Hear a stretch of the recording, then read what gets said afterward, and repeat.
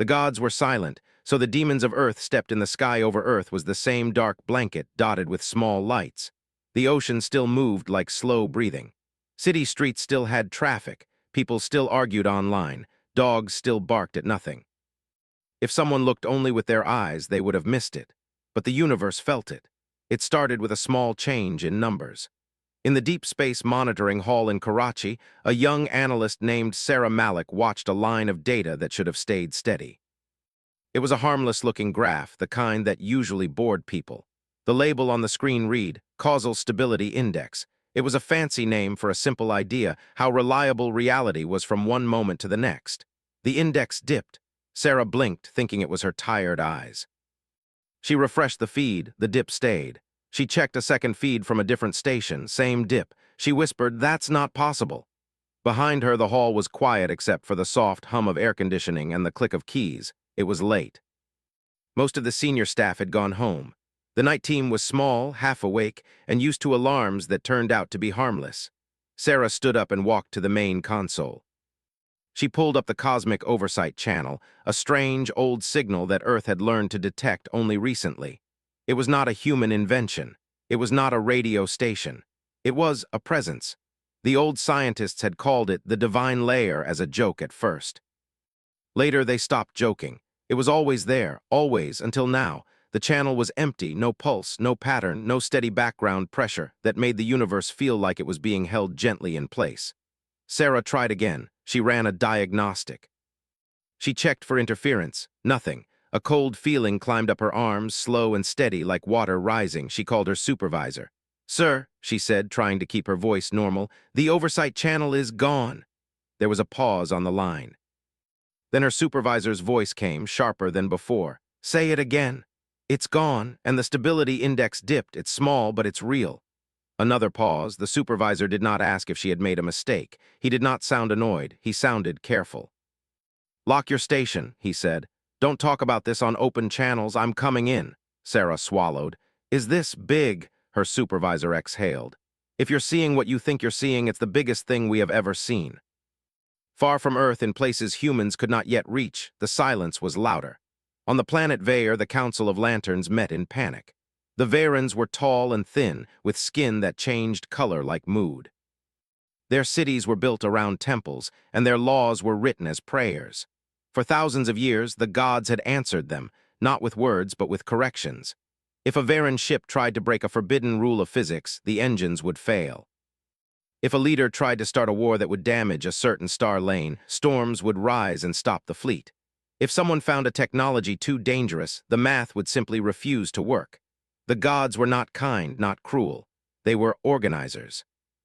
And now the organizers were gone. A lantern priest stared at a crystal mirror that usually showed a faint golden haze. The haze was not light, it was permission. The mirror was dark. "They are testing us," one priest said, voice trembling. "They are dead," another whispered, and the room fell silent in fear of the word.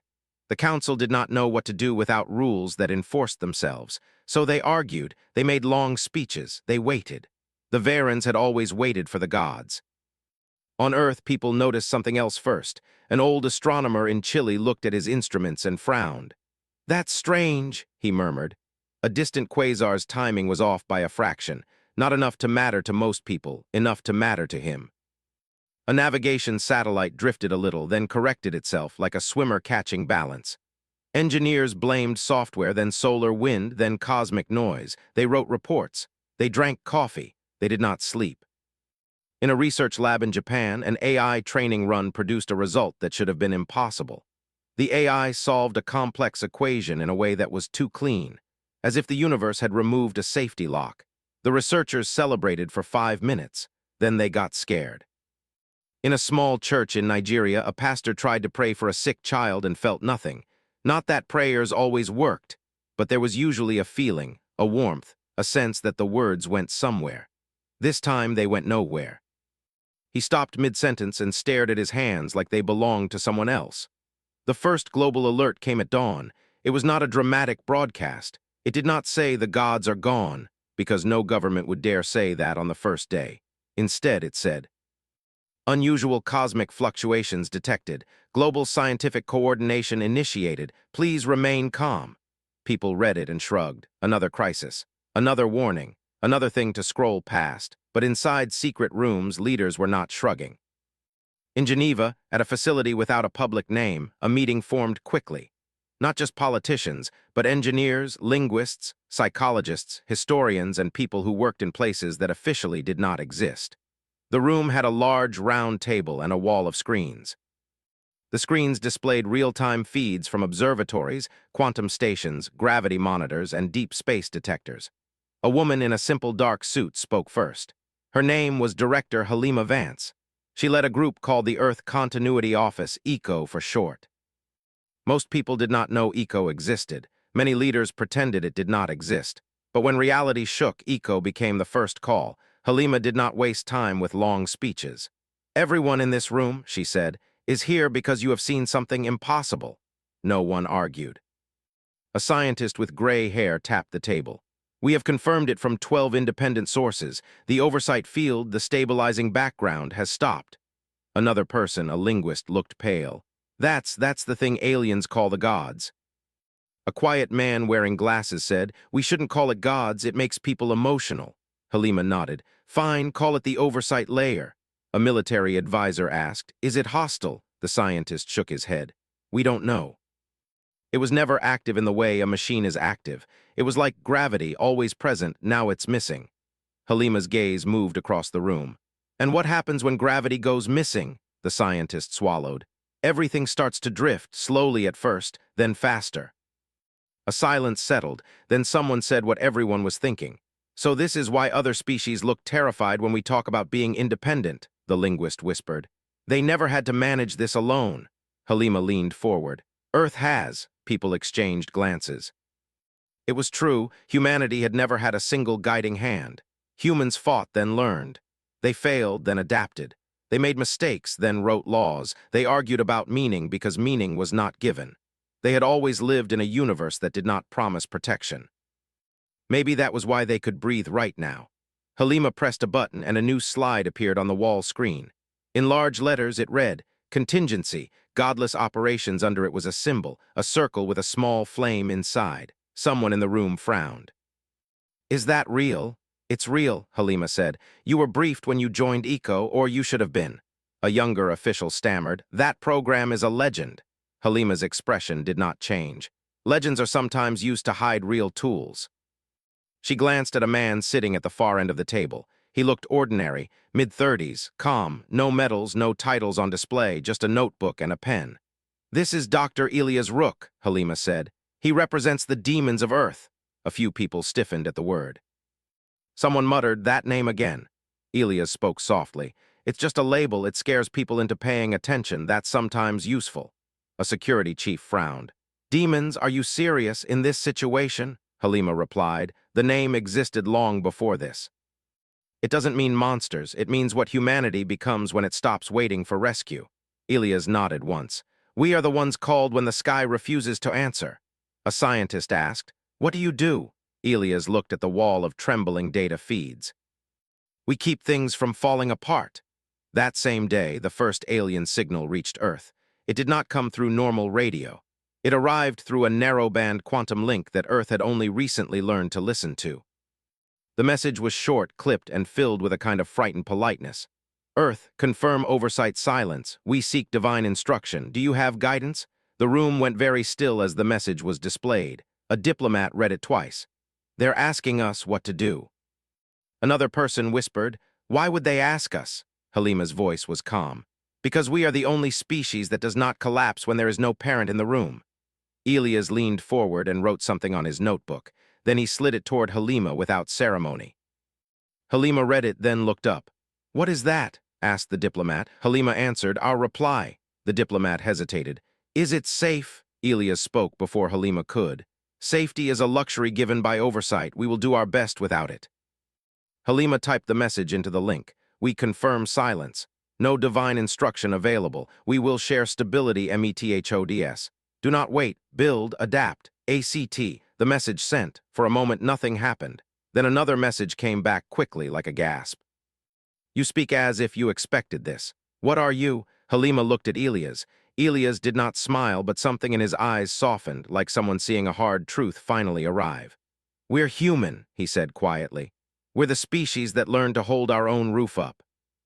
Halima typed the final reply. It was simple, almost gentle. "We are the ONES who step in when the GODS are silent." Outside the facility, the world continued. People went to work, children went to school, planes landed, food trucks opened. The news talked about unusual cosmic changes and scientific investigations. Most citizens did not understand it yet, but that night the stars looked a little different, not in shape, in feeling.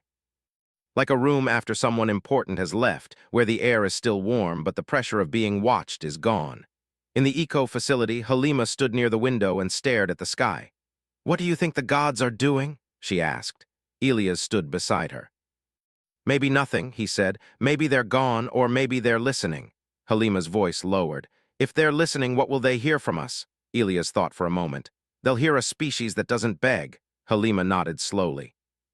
And somewhere in the deep dark of space, systems that had always depended on invisible hands began to shake like towers built on borrowed rules. Earth's leaders did not celebrate. They did not panic. They opened old folders. They unlocked hidden labs. They called people who did not appear in public records. They moved like a crew that had trained for fire drills for years, even when the building seemed safe. Because humans had a strange habit. When the sky went quiet, they didn't pray louder. Across star systems that had relied on the oversight layer for longer than history remembered, small problems began to appear. Not disasters, yet, but errors, delays, confusion. On the ocean world of Lurin, the tides arrived 3 seconds late. The delay meant nothing to the water, but everything to the cities built on perfect timing. Harbor gates opened when the water was not ready. Trade ships scraped docking arms. Engineers argued with priests about whose calculations were wrong. The priests checked their sacred instruments. The instruments did not answer. On the crystal moon of Shatel, an ancient energy lattice refused to stabilize. The lattice had always known how much power to hold.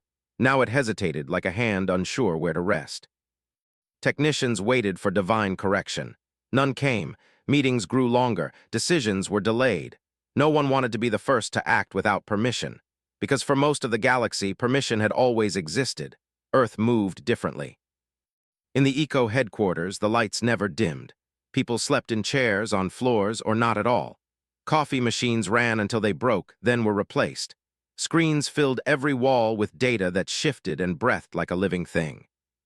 Director Halima Vance watched teams form and reform without orders. That alone told her something important. Humanity did not freeze when rules vanished. They reorganized. Dr. Elias Rook stood in a quiet corner observing. He rarely spoke unless asked. When he did, people listened, not because he raised his voice, but because he chose his words carefully. A young systems engineer approached him, tablet shaking slightly in her hands. "Dr. Rook," she said, "we're seeing cascading instability in non-human networks. They keep waiting for external correction that never comes." Elias nodded. "Of course they do," she hesitated. "We don't." "No," Elias said, "we never have." To understand why, alien observers began to study human history more closely. Before the silence, most species saw humans as chaotic, loud, divided, too emotional, too willing to argue even when unity seemed logical. Now those same traits looked different. On the observer station Keller 9, a coalition research group gathered around a human archive feed. The archive was massive: wars, art, mistakes, recoveries, failures stacked on failures. A tall, blue-skinned observer named Threx tilted his head. "They have no consistent divine structure," he said. "How did they survive this long?" Another observer replied, "They replaced divine certainty with internal debate." They watched footage of human councils arguing for hours, sometimes days, before acting. "They waste time," Threx said. "They spend time," the other corrected. "So that action belongs to them, not to a god." The observers fell quiet. They had never considered that responsibility itself could be a stabilizing force. Back on Earth, the first wave of alien requests arrived. Not demands, requests. They came wrapped in fear and careful language. "How do we prevent casual collapse? Our systems require divine constants. What are your instructions?" Halima read them all. She did not answer immediately. She called a meeting. "We are not their gods," she said firmly to the room. If we pretend to be, we will fail and we will deserve it. A diplomat asked. Then what do we give them? Elias spoke. Tools, not orders, a scientist frowned. That could destabilize their cultures. Elias nodded. So did fire, so did medicine, so did truth. Halima exhaled slowly. Prepare the packages. The first package was simple. It was called Adaptive Reality Management Basic Edition. No divine language, no mysticism. Just math, probability buffers, decision frameworks, and something many alien cultures had never formalized before: accountability loops. Instead of waiting for the universe to correct mistakes, the system assumed mistakes would happen and planned for them. The instructions were clear. Expect failure, measure it, honestly adjust quickly, do not wait for permission. When the package was transmitted, some species rejected it outright.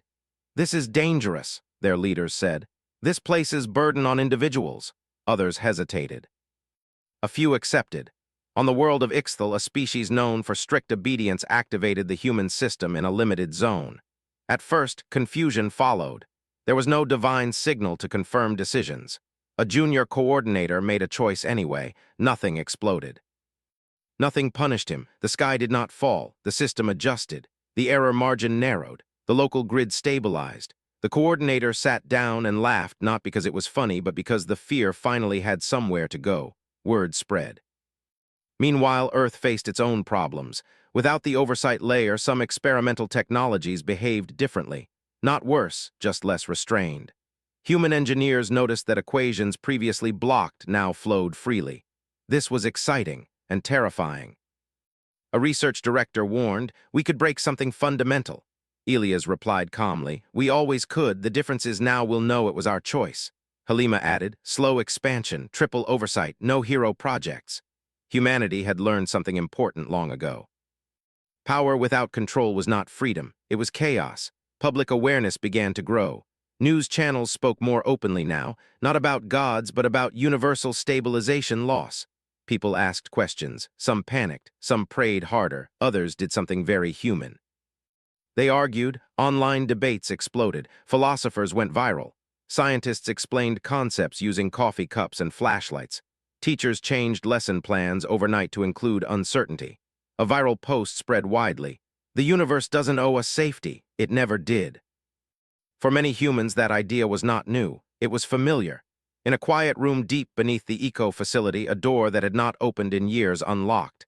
Inside were the deeper systems, not weapons, archives, simulations. Cultural memory banks that stored how humanity reacted when everything went wrong. Plagues, ice ages, near-extinction events. Every time humans had been alone. Elias walked through the room slowly, hands behind his back. Younger analysts followed him like students. "This," he said, gesturing to the data walls, "is why we were called demons." One analyst frowned. "Because we're dangerous." Elias shook his head. "Because demons act without divine approval. They choose." He stopped at a simulation labeled total oversight loss. "It was always a possibility," he continued. "We trained for it, not because we wanted it, but because hoping it would never happen was not a plan." A silence settled as the analysts understood the scale of preparation. "How long have we been ready?" one asked. Elias replied quietly, "Since the moment we realized no one was coming to save us." Beyond Earth, reactions varied. Some species collapsed inward, paralyzed by freedom they had never asked for. Others adapted slowly. A few adapted quickly. Those few began to look at Earth differently, not as children who lacked gods, but as adults who had grown up early. On the Varen homeworld, the Council of Lanterns finally made a decision without divine confirmation. It felt like stepping off a cliff. The sky did not answer. The decision worked. A priest whispered, "What if the gods never return?" Another replied, voice steady, "Then we must become worthy of the silence."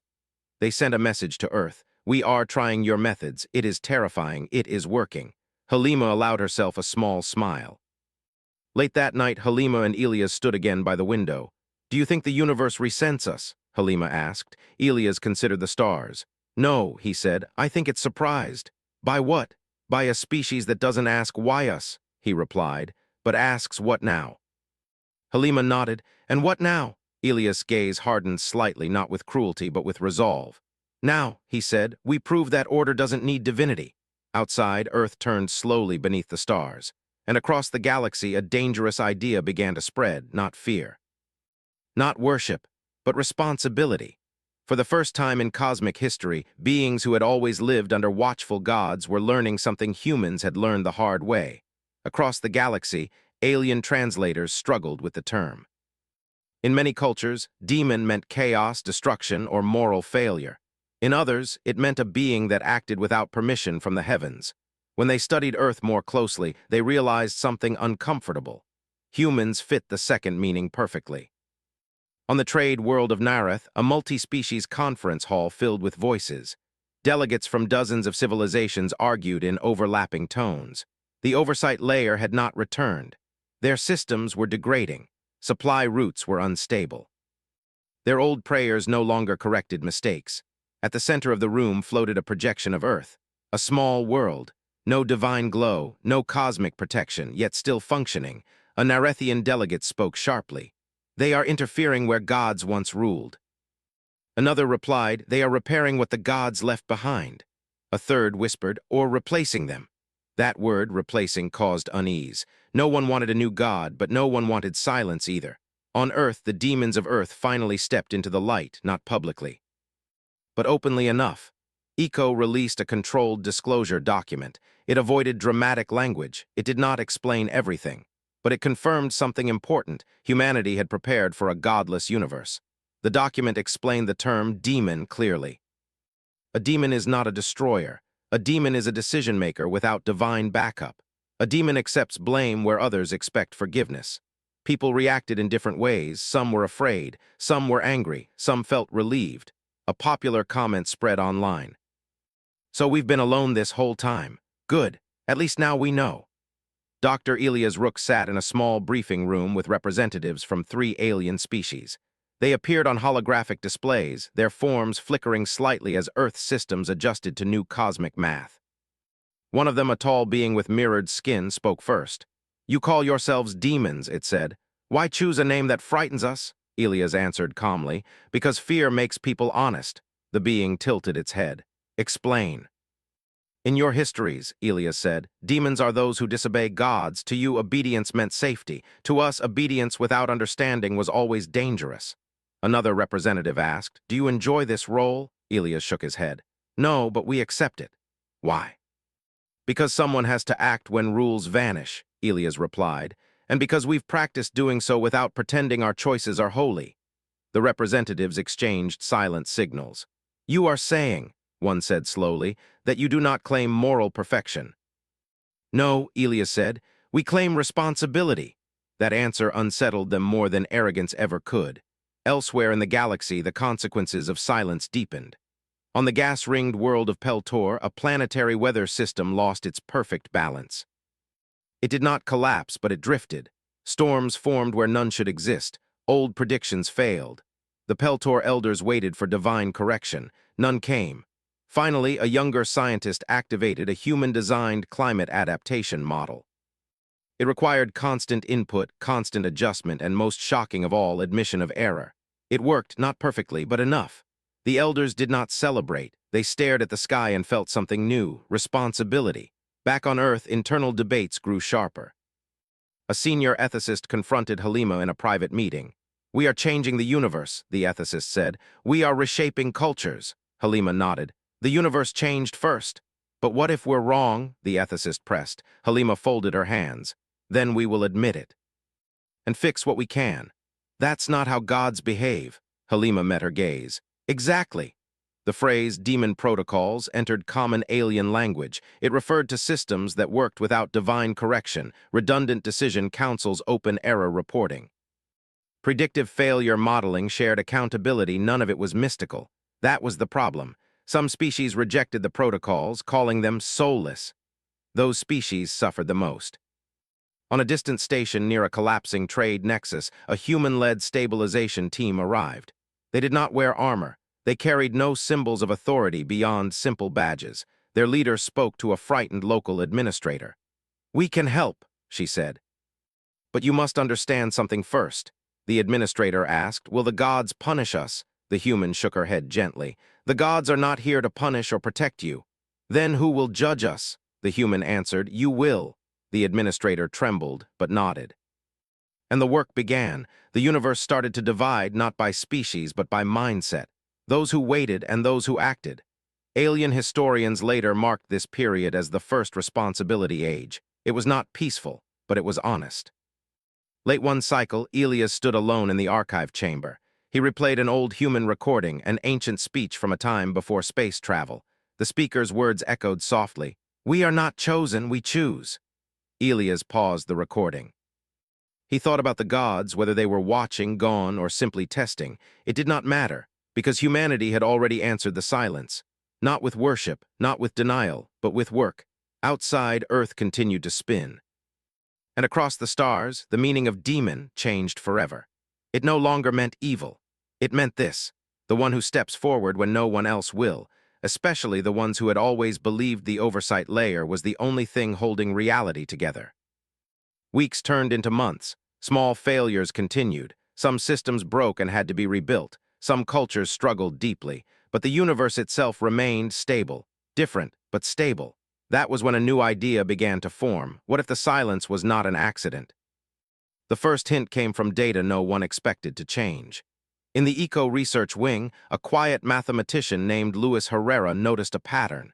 He had been studying old oversight layer readings, records from before the silence. He compared them to current reality behavior. And frowned. He ran the numbers again, then a third time. Finally, he requested an emergency review. "These fluctuations," Lewis said to the room of experts, pointing at the screen, "they are not random." Halima leaned forward. "Explain."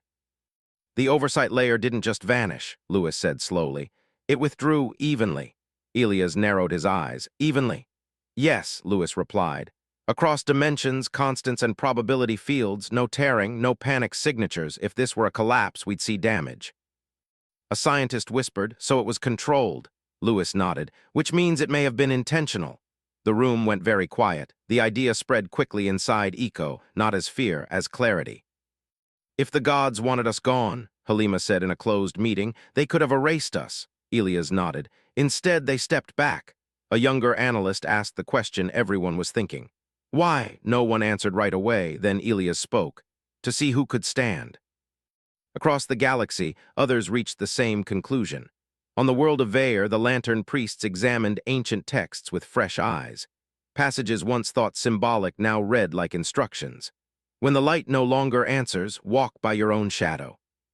A senior priest whispered, "We thought that meant faith." A younger one replied, "Maybe it meant courage." The priests did something radical. They stopped asking for signs. They started asking questions. Alien researchers studying humanity uncovered a disturbing pattern. Every major human advancement happened after failure. Not divine gifts, not perfect guidance. Failure, plagues led to medicine. Wars led to laws. Disasters led to engineering. Loneliness led to art. Humans did not avoid pain, but they learned from it. A report circulated among non-human councils. Humans evolved under permanent uncertainty. They treat silence as information. That sentence changed everything. The second wave of alien messages reached Earth. They were different now. Less desperate, more thoughtful. "We believe the silence may be a trial. If so, what is being measured?" Halima read the message twice. Then she answered honestly, "Responsibility, not power." Inside Eco, a debate grew. "If this is a test," a strategist said, "then our actions matter beyond survival." Halima nodded. "Which means we must be careful." "Careful," another replied. "Or bold." Elias raised a hand gently. "Both." He stood and addressed the room.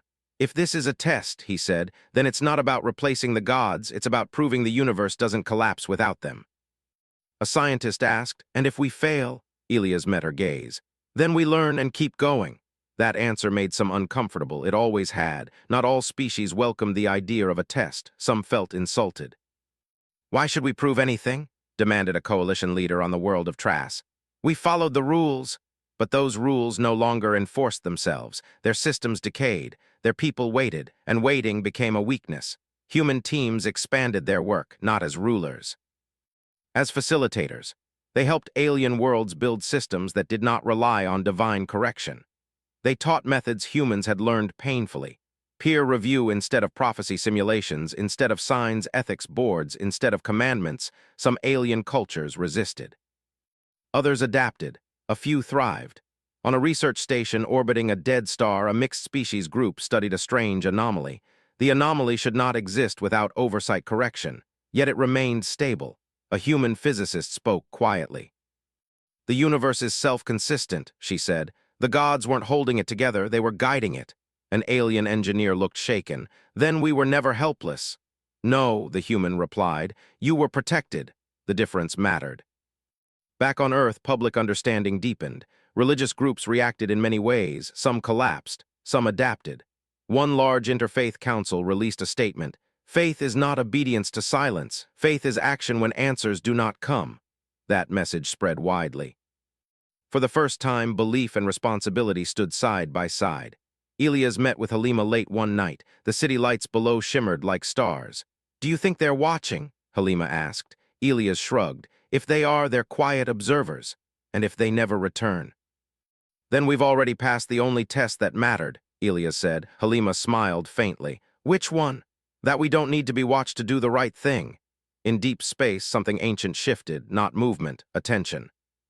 The oversight entities, whatever they truly were, observed the data flowing back to them.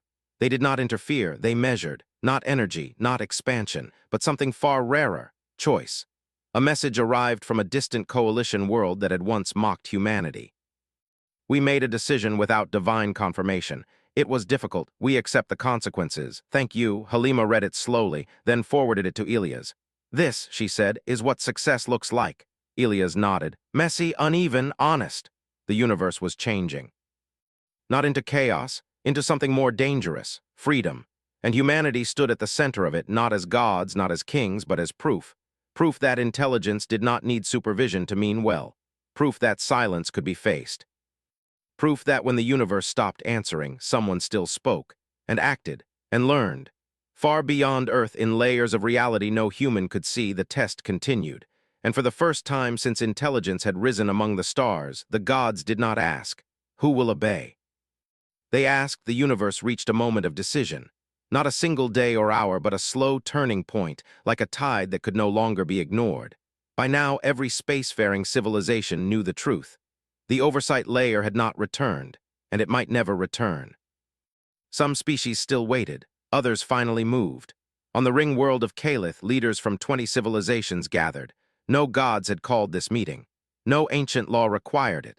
They came because they were afraid of being alone and more afraid of staying that way. At the center of the hall stood a simple symbol, not divine, not royal, just a circle with a flame inside, the human emblem. A Calith elder spoke. "We have studied Earth's methods. They are difficult. They demand constant effort." A human delegate replied, "Yes." Another leader asked, "They offer no guarantee of success?" The human nodded again. "Correct." The hall filled with uneasy murmurs, then a quiet voice spoke from the back. "Then they are honest." Silence followed. Across the galaxy, a divide became clear. Those who chose to stand and those who chose to wait. The waiting worlds did not fail immediately, but their systems grew fragile, decisions delayed, problems stacked. Fear hardened into tradition. On Earth, the demons of Earth expanded their mission, not in number, in depth. They focused on something more complex than technology, culture. "How do you teach responsibility to someone who never needed it?" one analyst asked. Elias answered, "You don't teach it, you give them space to practice." Human advisors stopped fixing problems directly. Instead, they stayed present. They asked questions. They let alien leaders make choices and mistakes. It was painful to watch, but it worked. On the ocean world of Lurin, tidal cities faced collapse due to timing drift. Human engineers offered models, but refused to take control. A Lurin counselor hesitated before activating the final adjustment. "If this fails," she said, "it will be our fault." A human advisor replied gently, "Yes." She pressed the command. The tide stabilized, not perfectly, but safely. The counselor exhaled a breath she felt she had been holding for generations. For the first time, success felt earned. Back in Eco, Halima reviewed reports late into the night. Adaptation rates, cultural stress levels, failure recoveries, one pattern stood out. Worlds that accepted blame recovered faster. Worlds that searched for someone to blame collapsed inward. Elias joined her carrying 2 cups of tea. "You look tired," he said. "So does the universe," Halima replied. Not all reactions were hopeful. A coalition of waiting worlds sent a harsh message.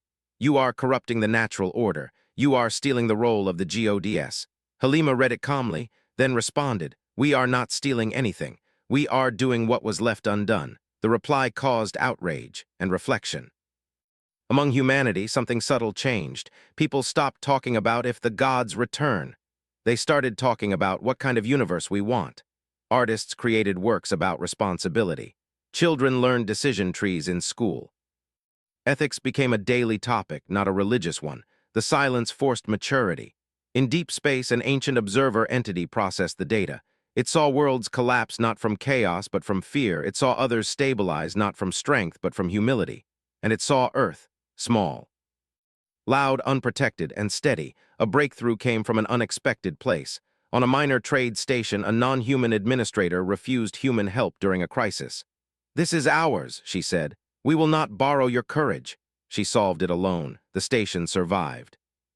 Her report spread like fire, not panic, pride. Elias addressed a multi-species council via projection. You are afraid of becoming demons, he said. But listen carefully. He paused. Demons are not rulers, they are volunteers. That sentence echoed.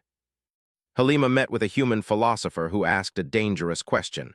What if we succeed too well? Halima frowned. Meaning? What if the universe decides it doesn't need gods anymore? Halima considered this, then said, then that decision won't be ours. On Calith, the gathered leaders voted, not unanimously, but clearly. They formed the Independent Continuity Compact. No divine authority, no human leadership, shared responsibility. Humanity did not lead it. They advised. That mattered. A message arrived from Vaer. We no longer pray for correction. We pray for wisdom. Thank you for teaching us the difference. Halima closed her eyes briefly, then smiled. The universe was no longer quiet, not because the gods returned, but because voices had replaced silence, debates, decisions, mistakes. Growth, humanity watched, guided, and stepped back when needed. They did not demand gratitude. They did not claim destiny. They accepted something heavier, responsibility without applause. Elias stood alone later, watching a live feed of dozens of worlds managing their own futures. We're not special, he said softly to no one, but the universe disagreed, not because humans were perfect, but because they stood when standing was optional, and when the test asked, who will act without being watched? Across the universe, instruments began to notice something subtle. Probability curves smoothed. Error margins shrank. Systems that had learned to stand on their own suddenly felt, watched again, not controlled, observed. On Earth, the eco-sensors picked it up within minutes. Luis Herrera stared at his screen, heart pounding. This isn't a correction, he said. It's alignment. Halima was called immediately. Elias arrived soon after, calm as always, though his eyes were sharp. They're back, Luis said, or something like them. The room did not erupt into cheers. No one prayed, no one panicked. They waited. The message arrived without sound. No light, no language at first, just understanding. Every sentient mind that was capable of sensing higher-order reality felt it at the same time. It was like a thought placed gently into awareness, careful not to overwhelm. Across the galaxy, people froze, then listened. On Earth, the experience was quiet. Halima felt it like a presence standing just behind her, not threatening, not warm, simply there. Elias closed his eyes. The gods did not speak in commands, they spoke in acknowledgement. We have observed. The words did not echo. They settled. On Vaer, priests fell silent, not in worship, but in shock. The divine presence felt different now, smaller, not weaker, humbler. On Calith, the leaders of the Independent Continuity Compact felt the same message and looked at each other with steady breaths. The universe held still. In the Eco headquarters, a second layer of meaning unfolded, not broadcast, directed. Halima, Elias, and a small group of representatives felt the message narrow, focused on them. The silence was intentional. No denial, no apology, just truth. Elias opened his eyes. So it was a test, he said softly. Yes, Halima felt a tightening in her chest. Why us? She asked, not in fear but in honest curiosity. The answer came gently, not you alone, but you were ready. Across the galaxy, reactions varied wildly. Some worlds collapsed in relief, crying out in gratitude. Others felt anger. You left us, some thought. You abandoned us. The gods did not argue. They did not justify themselves. They continued. We intervened for too long. Order became dependence. Dependence became weakness. For the first time, the universe heard the gods admit uncertainty. On Earth, Elias asked the question no one else dared. What happens now? There was a pause, not because the gods did not know, but because the answer mattered. That depends on you, Halima frowned. On us. You acted without divine authority. You built without worship. You accepted failure without blame. The presence felt curious. We have never seen this AT scale before. In distant layers of reality, the oversight entities reviewed their own existence. They had once been necessary. Now they were optional. That realization did not frighten them. It relieved them. A third message spread, this one to all civilizations. We will not resume control. The universe trembled, not in fear, but in surprise. We offer partnership. Guidance when asked. Silence when not. A choice. For the first time in cosmic history, the gods were not rulers. They were advisors. On Calith, a leader whispered, "We are free." Another corrected gently, "We are responsible." On Earth, reactions were measured. Some people celebrated. Some mourned the loss of certainty forever. Many felt something deeper, validation. Humanity had not been punished for standing alone. They had been respected. Halima stood before the Eco Council. "They're offering guidance," she said, "not command." A strategist asked, "Do we accept?" Elias answered before she could. "We already did," he said, "by proving we don't need it." The gods addressed humanity directly one last time, not with power, with honesty. You were called demons because you acted without us. You are not demons, you are stewards. Elias felt the weight of that word, steward, not owner, not master, caretaker. A final question formed in Halima's mind, and the gods sensed it. "Why didn't you stop us when we made mistakes?" she asked. The answer came warm and quiet. Because mistakes belong to those who choose. Across the galaxy, something profound happened. Worlds that had learned responsibility did not surrender it. Worlds that had waited realized waiting was no longer an option. The gods did not reclaim temples. They did not rewrite laws. They watched, and sometimes when asked, they answered. Elias stood alone afterward watching the stars. Halima joined him. "So," she said, "the gods spoke." "Yes," Elias replied, and they didn't take anything back." Halima smiled. "Good." Far beyond human senses, the oversight entities recorded a final note in their eternal archives. Result: success. Intelligence can stand without supervision. Intervention no longer required. They did not leave, they simply stopped hovering. The universe breathed easier. Not because gods ruled again, but because responsibility had taken root.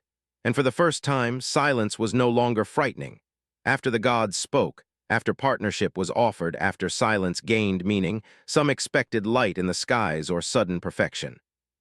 None of that happened. Instead, something quieter began, stability, not enforced. Chosen. On Calith, the Independent Continuity Compact held its first full session after the gods' return. The chamber looked the same as before, plain walls, shared tables, no divine symbols. That was important. A delegate from a former waiting world spoke carefully.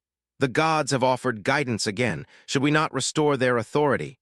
A human advisor did not answer. Another non-human leader did.